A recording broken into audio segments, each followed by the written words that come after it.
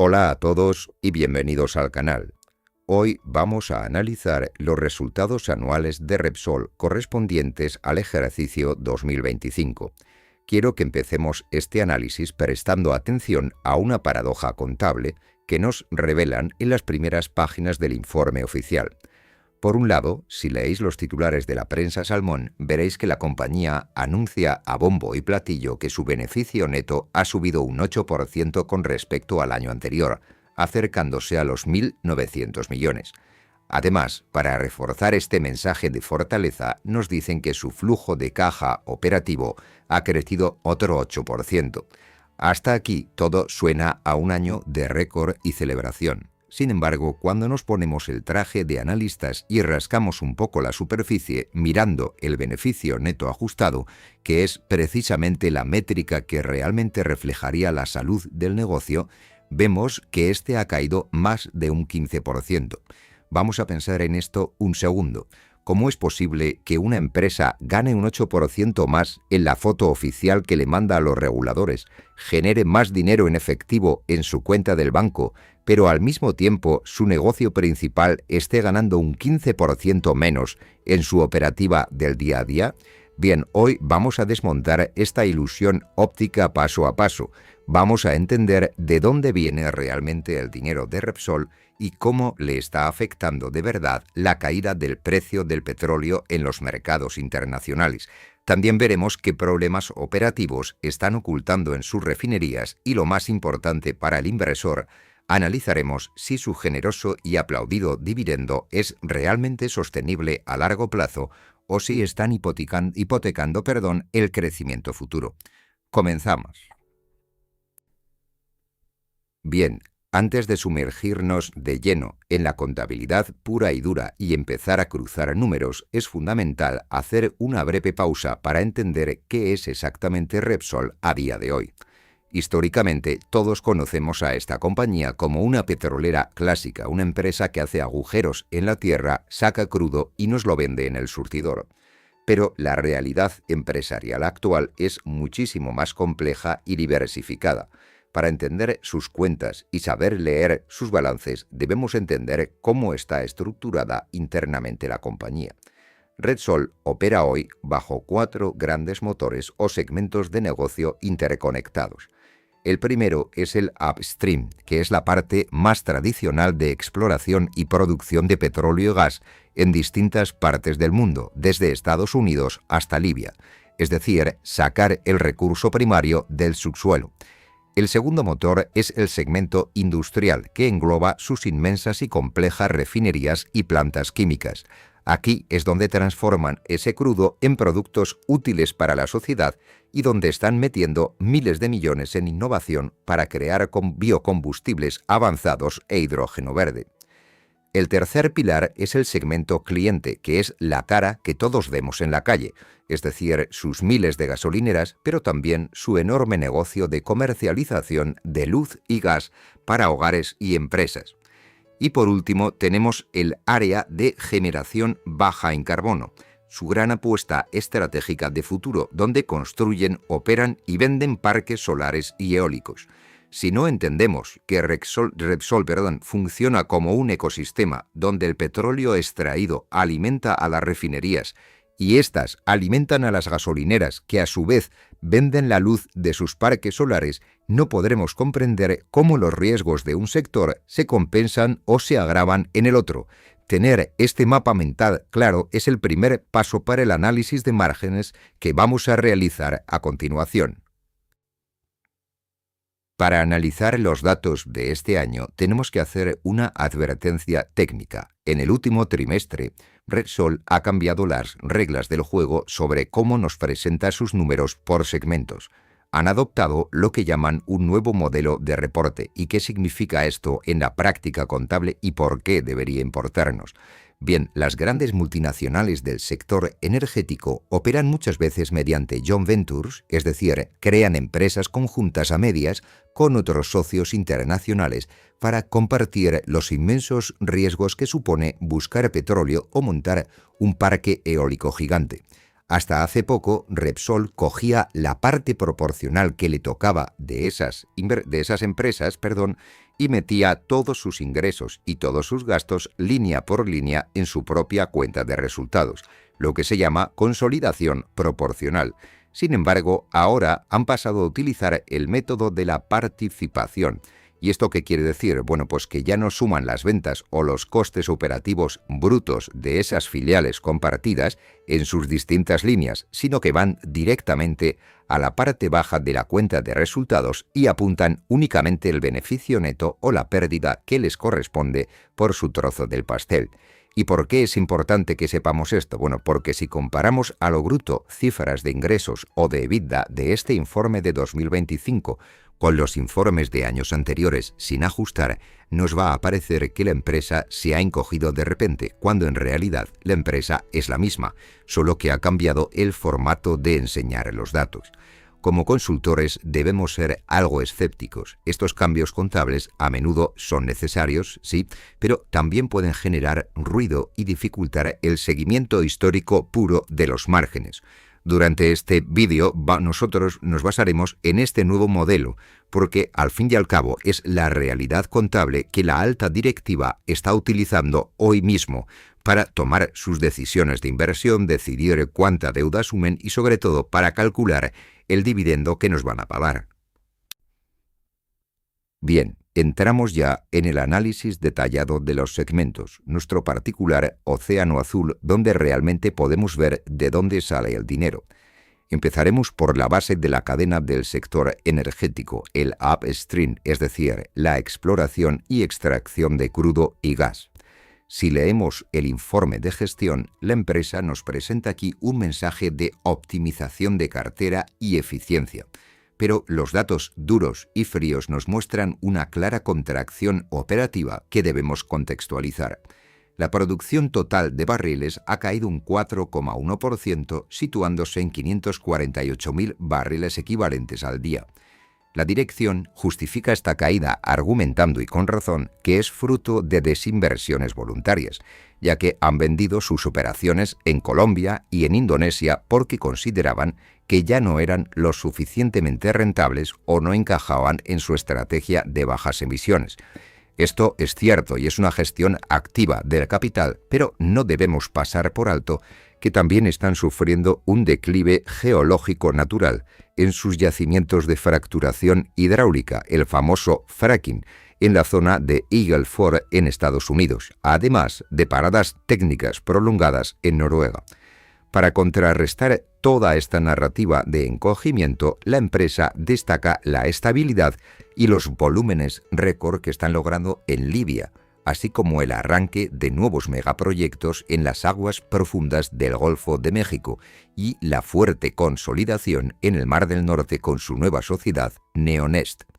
Sin embargo, el verdadero golpe a la cuenta de resultados de este segmento no ha venido por los barriles que han dejado de sacar, sino más bien por el precio al que los han vendido. Han tenido que vender su petróleo casi un 13% más barato que en 2024, cobrando unos $65,6 de media por barril. Y aunque es cierto que el gas natural se vendió bastante más caro, subiendo un 23%, no fue ni de lejos suficiente para compensar la caída del crudo, sumado a unos mayores costes de exploración que han tenido que asumir y además también a la debilidad del dólar frente al euro. En fin, el resultado final de toda esta coctelera es que el beneficio neto ajustado de este motor extractivo ha caído cerca de un 7%, aportando 957 millones. En resumen, estamos ante un negocio que Repsol está haciendo más pequeño de forma deliberada para ser más ágil, pero que al mismo tiempo está sufriendo en sus propias carnes la presión ineludible de un ciclo de materias primas que este año ha sido claramente menos favorable. Bien, pasamos al segundo gran bloque operativo de la compañía, el segmento industrial, que es el corazón fabril de Repsol y que engloba sus gigantescas refinerías y plantas químicas. Históricamente, y para los que lleváis tiempo en el mercado, sabréis que este ha sido el gran colchón de Repsol. Cuando el petróleo caía, las refinerías compensaban las cuentas. Pero este año 2025, este escudo ha sufrido un golpe severo. Su beneficio neto ajustado se ha desplomado un impresionante 33,4%, quedándose por debajo de la barrera de los 1.000 millones, concretamente en 963. Y aquí nos encontramos con una situación aparentemente contradictoria que el propio informe oficial nos ayuda a desentrañar. Por un lado, si miramos el margen de refino, vemos que fue bastante saludable, con una media de $7,9 por barril a lo largo del año. Esto es casi un 20% más que el año anterior. Entonces, la pregunta es obligada. Si el margen teórico fue mejor, ¿por qué cae a plomo el beneficio final de este segmento? Bueno, la respuesta contable y operativa estaría en el volumen y en el nivel de actividad de sus máquinas. El informe oficial detalla que la utilización de la capacidad de destilación en España bajó del 88,1% en 2024 al 82,8% en el 25. Es decir, en una industria de costes fijos tan brutales, bajar casi 6 puntos la utilización de tus plantas destroza la rentabilidad por muy buen margen que tenga el barril que sí logras procesar. Además, la directiva señala claramente que los resultados se vieron lastrados por una menor aportación de las áreas de comercio mayorista de gas y del siempre volátil departamento de trading. Y a esto se le suma que el negocio químico, que fabrica los plásticos y componentes básicos para la industria mundial, sigue atravesando un entorno macroeconómico muy deprimido a nivel global, con una caída de las ventas físicas del 5,1% y una competencia feroz que estrecha los márgenes. Para poner una nota de esperanza a futuro y equilibrar la balanza, Repsol sigue invirtiendo fuertemente en transformar estas refinerías clásicas en centros energéticos del futuro, destacando en su reporte el avance del gran electrolizador de 100 megavatios en su planta de Bilbao. Es decir, el futuro de la industria pesada de Repsol pasa inevitablemente por la descarbonización, pero el presente inmediato nos ha demostrado de una forma cruda que la menor utilización de sus plantas y la extrema debilidad del sector químico han devorado los buenos márgenes teóricos del refino. El tercer bloque que vamos a analizar es el segmento de cliente, y aquí, a diferencia de los dolores de cabeza que hemos visto en el área industrial, sí que encontramos un claro y rotundo motivo de celebración para el equipo directivo. El beneficio neto ajustado de esta división ha subido un fantástico 17,1%, aportando 754 millones a las arcas de la compañía. Desde la perspectiva del riesgo corporativo, este negocio es la auténtica vaca lechera más estable de Repsol. ¿Y por qué? Bueno, porque está muchísimo menos sujeto a los caprichosos vaivenes de los precios del barril de Brent y además está profundamente ligado al consumo diario, que es inelástico y recurrente para las familias y las empresas. Si acudimos a las tablas del informe oficial, vemos que las ventas en su mercado propio en España han crecido un vigoroso 9,4% anual, saltando de 13.753 a más de 15.000 metros cúbicos. Es un volumen enorme que consolida la recuperación del transporte, pero donde realmente vemos el auténtico cambio de paradigma corporativo de Repsol es en su agresiva y exitosa transformación en una compañía multienergía. El documento señala un dato espectacular. El volumen de electricidad comercializada se ha disparado un 27,2% interanual. ¿Y cómo han logrado este crecimiento tan espectacular en un mercado tan saturado como el eléctrico? Bueno, para entenderlo debemos saber un momento de la contabilidad y fijarnos en las métricas operativas que la directiva nos adelanta en sus presentaciones a inversores. Allí nos indican que han alcanzado la cota histórica de los 3 millones de clientes de luz y de gas, y que su ecosistema digital, la famosa aplicación Walet, ya supera los 10,8 millones de usuarios. Básicamente, la estrategia de Repsol es meterse de lleno en el bolsillo del consumidor y crear una barrera de salida altísima. Te venden el diésel con descuento, te suministran la luz de tu casa y te gestionan los pagos desde el móvil, todo ello unificado. Es una estrategia de retención y fidelización comercial brutal que está aportando unos ingresos tremendamente recurrentes y, lo más importante para los accionistas, reduciendo enormemente la volatilidad y el riesgo global del grupo en años donde el petróleo flojea. Bien, llegamos al cuarto y último segmento de negocio que representa la gran apuesta de transformación y la cara más verde de Repsol, la generación baja en carbono. Este es el negocio más pequeño en términos de beneficios netos actualmente, pero curiosamente es el que más atención de los analistas y titulares de prensa acapara. Y este año los números contables por fin salen de los números rojos. En 2025 este segmento logró generar un beneficio neto ajustado de 53 millones. A los ojos de un analista, 53 millones pueden parecer poca cosa si los comparamos con los millones que generan las divisiones de cliente o industrial. Pero este es un salto monumental y un hito estratégico si consideramos que justo el año anterior, en 2024, este mismo segmento arrojaba pérdidas operativas de 24 millones. El reporte oficial nos da la clave principal de esta mejora. La generación eléctrica se ha disparado un 48,8%, superando los 11.500 gigavatios hora producidos. Es decir, los parques que han estado construyendo por fin están volcando energía masivamente a la red. Sin embargo, como consultores, aquí debemos aplicar un filtro analítico al modelo de negocio real. Repsol destaca en su informe la venta de participaciones en proyectos como el parque solar Aupots de 629 megavatios en Estados Unidos. Y si cruzamos este dato del reporte oficial con las diapositivas que la directiva ha presentado, nos dan la foto completa. Presumen de haber alcanzado ya los 5,9 gigavatios de capacidad total y afirman haber rotado, es decir, vendido a terceros, un total de 1,8 gigavatios, generando unas tasas de retorno del capital superiores al 10%. Es este un modelo de negocio inteligente desde la ingeniería financiera porque limita radicalmente la exposición y el riesgo de Repsol a largo plazo. Pero debemos entender una cosa fundamental. El beneficio que hoy nos reportan en esta división verde depende en una grandísima medida de su capacidad comercial para seguir encontrando fondos de inversión que quieran comprarles trozos de sus proyectos.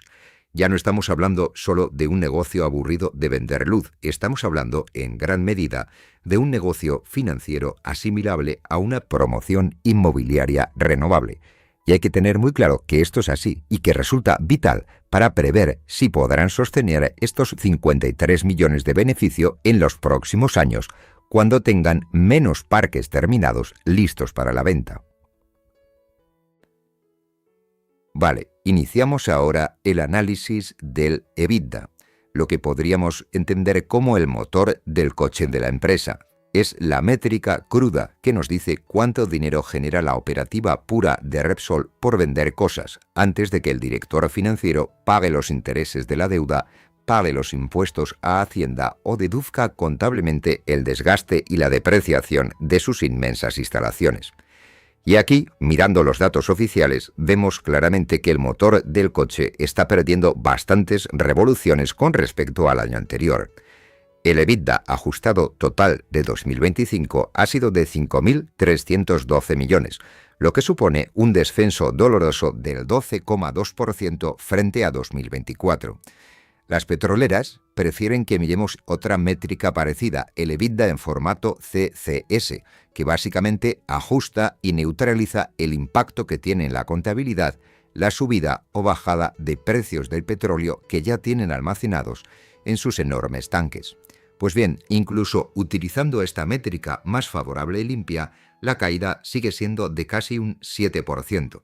¿Y a qué se debe esta preocupante pérdida de tracción en el motor operativo? Bueno, fundamentalmente a los dos grandes pesos pesados tradicionales de la compañía. El negocio de Upstream, la extracción pura, que sufrió una caída en su EBITDA superior al 14%, que, como vimos, fue golpeado por el abaratamiento del crudo en los mercados internacionales, y, por otro lado, al negocio industrial, que vio evaporarse casi un 29% de su EBITDA. Es cierto, y hay que reconocerlo, que el negocio de cliente aportó casi un 20% más al grupo, pero, y aquí vienen las matemáticas, vender millones de contratos de luz o cafés en el surtidor no puede compensar el volumen económico masivo que se mueve al vender millones de barriles de crudo, por ejemplo. El sesgo de la presentación oficial de la directiva es, lógicamente, intentar suavizar estas métricas desviando la atención hacia otros logros, pero la realidad objetiva e innegable de la cuenta de resultados es que el negocio operativo base de Repsol fue sustancialmente menos lucrativo en 2025 que en 2024. Bien, abordamos ahora el análisis del beneficio neto. Este es el titular que recogen a doble página los periódicos económicos, y aquí es exactamente donde tratamos de resolver el misterio que os planteé al inicio del vídeo. Repsol presenta ante el mercado un beneficio neto contable total de 1.899 millones, presumiendo de ganar casi un 8% más que en 2024. Pero, como vimos antes, el beneficio neto ajustado de sus operaciones reales se ha desplomado un 15%. La clave para entender esta aparente divergencia contable tiene un nombre técnico: partidas especiales. En el mundo de las finanzas corporativas y la auditoría, las empresas separan meticulosamente el resultado de su negocio recurrente y ordinario de aquellos eventos extraordinarios, excepcionales o de una sola vez, que ensucian la foto de ese año. En 2024, Repsol tuvo que hacer frente a unas limpiezas contables masivas en su balance. Tuvieron que dotar enormes provisiones de dinero por el riesgo inminente de no cobrar deudas acumuladas en países geopolíticamente complejos como Venezuela. Y además tuvieron que asumir gastos millonarios para cerrar disputas y litigios en Estados Unidos, como el caso Ecate. Todos estos inmensos problemas extraordinarios le metieron un hachazo de más de 850 millones al beneficio contable oficial en 2024. Este año 2025, sin embargo, las aguas legales y geopolíticas han estado mucho más calmadas para Repsol e incluso han podido revertir y apuntarse a favor alguna de esas provisiones pesimistas que hicieron el año anterior, por lo que el impacto negativo de lo extraordinario ha sido prácticamente irrelevante. Además, no podemos olvidar que la reciente caída del precio del petróleo hace que el valor contable de los millones de barriles que Repsol tiene guardados en sus tanques baje de valor en libros, lo que les obliga a restar otros 633 millones en la cuenta de resultados por el llamado efecto inventario, algo que no implica una salida real de dinero. Por lo tanto, la lección de hoy es: no nos debemos dejar engañar en absoluto por el titular optimista de la nota de prensa. Repsol no ha ganado más dinero este año porque su negocio haya mejorado operativamente, porque haya vendido más carburante o a mejor precio. Ha ganado más dinero contable única y exclusivamente porque el año pasado tuvo que tragarse un sapo contable de pérdidas extraordinarias brutal que este año, afortunadamente para ellos, no se ha repetido. Y llegamos al estado de flujos de efectivo. Como hemos visto, tú puedes ajustar el EBITDA como quieras en un PowerPoint y puedes maquillar el beneficio neto con provisiones y amortizaciones contables subjetivas, pero el dinero real que entra y sale de la cuenta del banco de la empresa es un hecho irrefutable. Y aquí es precisamente donde Repsol demuestra su verdadera y descomunal fuerza financiera este año. El flujo de caja operativo de la compañía creció un notable 8%, alcanzando los 5.365 millones, gracias a una gestión excelente de cobros y pagos. Pero el dato que realmente deja asombrados es el flujo de caja libre. El año pasado, en 2024, Repsol tuvo un flujo de caja libre negativo de 391 millones. Este año, sin embargo, han generado más de 2.200 millones en positivo. ¿A qué se ha debido esta circunstancia? Bueno, la empresa reporta naturalmente este aumento como un éxito colosal de su modelo de gestión, pero nosotros debemos leer la letra pequeña y debemos desvelar el truco. Han logrado este enorme excedente de efectivo principalmente porque la directiva ha decidido cerrar el grifo de las inversiones de forma agresiva. El CAPEX neto se ha desplomado un 46%, pasando de invertir más de 5.000 millones en 2024 a destinar apenas 2.700 este año.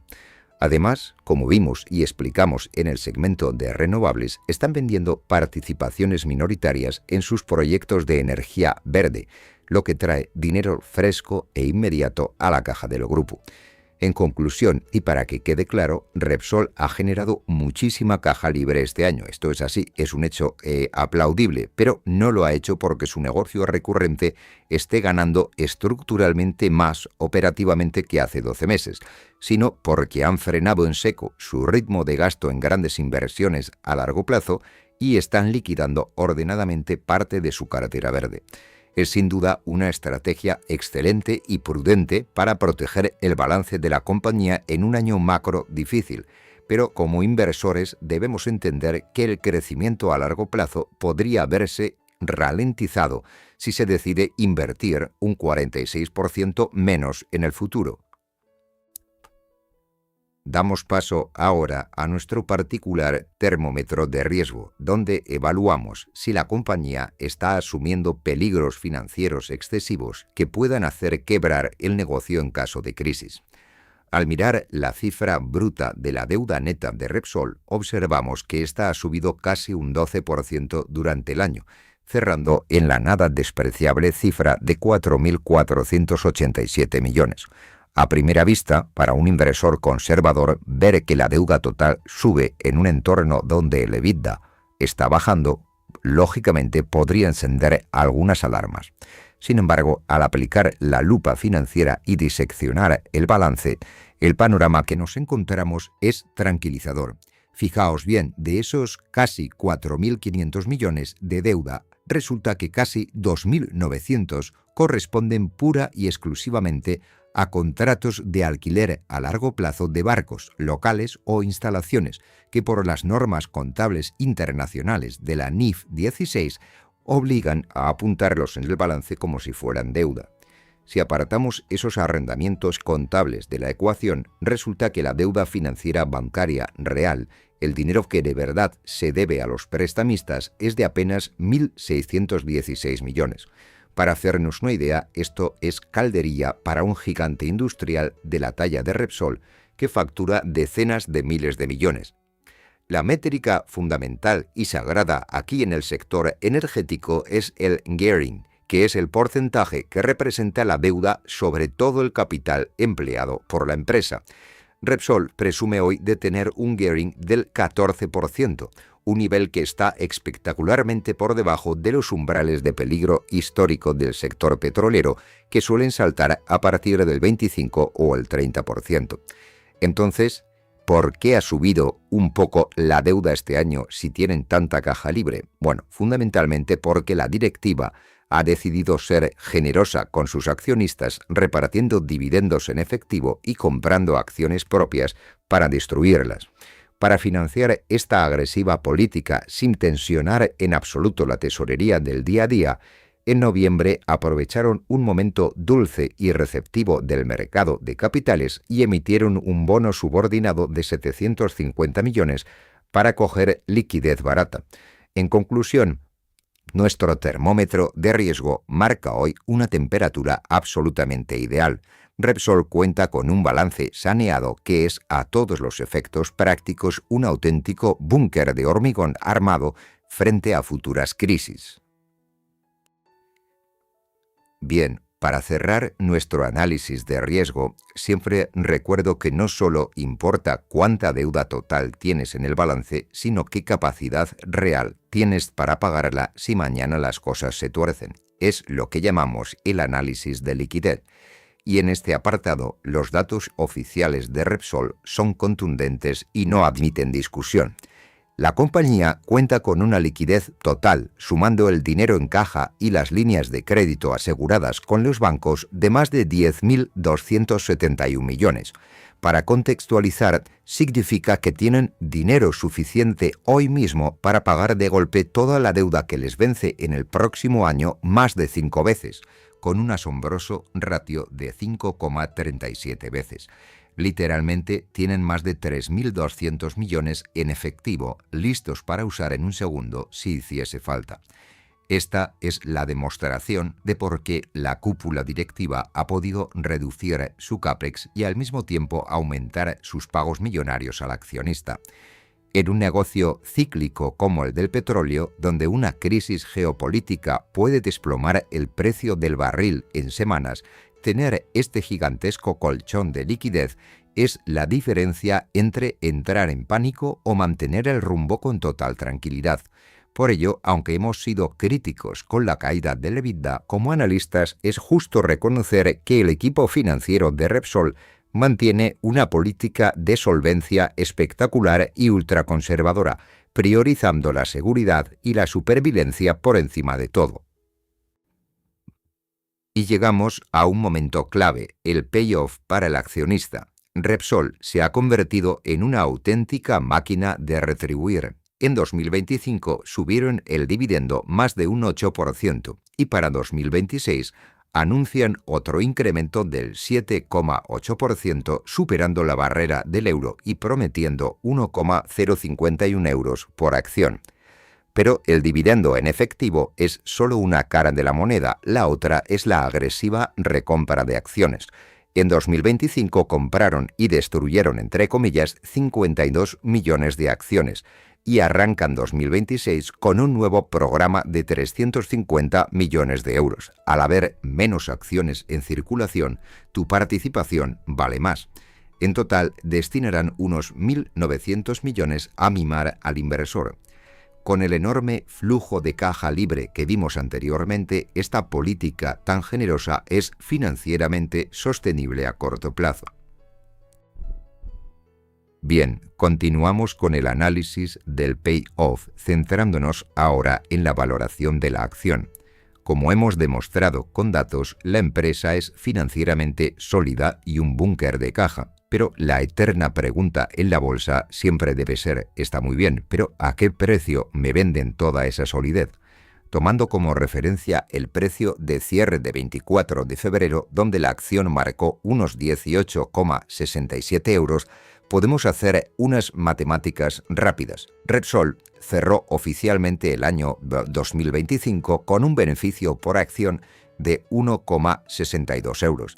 Si aplicamos la fórmula financiera más clásica y dividimos el precio que pagamos hoy en bolsa entre ese beneficio histórico, obtenemos un PER de unas 11,5 veces.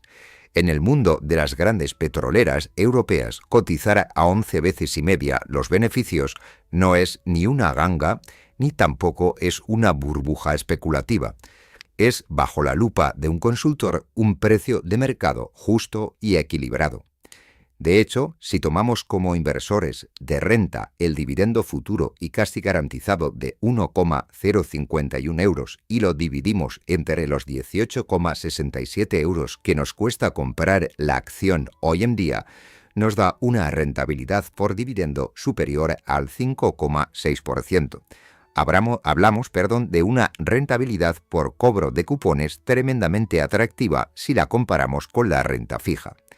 Así que, resumiendo el apartado de la valoración, no estamos comprando Repsol hoy a un precio de derribo, pero tampoco estamos pagando estamos pagando un precio tremendamente razonable por adquirir una porción de una infraestructura energética crítica y madura que genera un rendimiento en efectivo por dividendo que parece estar férreamente blindado contra crisis menores. Nos centramos ahora en el famoso guidance, es decir, en las previsiones o guías oficiales que hace la propia directiva sobre lo que ellos internamente creen que va a ocurrir en este 2026. Para cualquier analista que se precie, leer el guidance es encontrar oro puro, porque nos permite entender sin filtros la psicología real de los directivos. Fijaos en este detalle. Repsol ha diseñado y aprobado sus presupuestos internos asumiendo que el barril de petróleo Brent va a cotizar en un canal de entre 60 y 65 dólares a lo largo del año. Se trata de un escenario bajista y claramente conservador si lo comparamos con la época de los superprecios por encima de los 80 dólares. Con este presupuesto tan conservador, están advirtiendo ante el mercado que la fiesta de los precios del crudo inflados ha terminado, o como mínimo ha entrado en una larga pausa. Igualmente, esperan con prudencia que el codiciado margen de sus refinerías ibéricas baje un poco, moderándose hasta la banda de 6,5 a 7,5 dólares el barril, tras los excepcionales años anteriores. Sin embargo, para intentar compensar esta caída en los precios de venta, proyectan con optimismo que su producción física vuelva a repuntar ligeramente y se acomode en la franja superior de los 560.000 a 570.000 barriles diarios. Es decir, el mensaje de Repsol a los inversores es: asumimos con resignación que vamos a vender nuestros productos más baratos y con menos margen, pero lo intentaremos compensar esperando vender algo más de cantidad bruta en el mercado. En cualquier caso, y para cerrar este punto, la gran cita ineludible, que todos los inversores deberían tener marcada en el calendario es el próximo día 10 de marzo. En ese día, Repsol actualizará formalmente y con todo lujo de detalles su plan estratégico y sus proyecciones para los próximos años hasta 2028. Ahí y solo ahí es donde de verdad la directiva se desnuda y nos dirá si el severo frenazo que han dado a sus inversiones este año se mantiene de forma crónica, convirtiendo a Repsol en una simple vaca lechera de dividendos, o si por el contrario planean volver a pisar a fondo el acelerador del crecimiento buscando nuevos horizontes y riesgos. Es sin duda un catalizador que moverá la acción sí o sí. Y así llegamos al cierre. Si tuviéramos que resumir todo este análisis en 5 puntos, serían estos. En primer lugar, cuidado con los titulares amables. El beneficio neto oficial sube, pero el negocio operativo real ha estado mucho más débil este año por la caída del crudo y la petroquímica. En segundo lugar, ante esta debilidad, Repsol ha usado el freno de mano, recortando sus inversiones casi a la mitad y disparando su caja libre. En tercer lugar, ese excedente de dinero ha creado un balance a prueba de bombas, con una liquidez masiva y una deuda ridículamente baja. En cuarto lugar, el accionista es el rey. La maquinaria está centrada en garantizar dividendos y recompras a corto plazo. Y en quinto lugar, su transformación verde es una realidad y por fin da beneficios contables. Pero debemos recordar que dependen en gran medida de construir parques y luego vender partes de los mismos a fondos de inversión.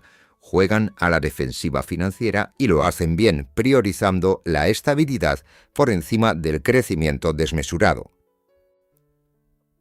Si este contenido te ha resultado de utilidad, te agradecería enormemente que le dieses al like y te suscribieses al canal. Nos ayuda a que podamos difundir este contenido a un mayor número de personas. Sin más, muchas gracias por vuestro tiempo y nos vemos en próximos vídeos.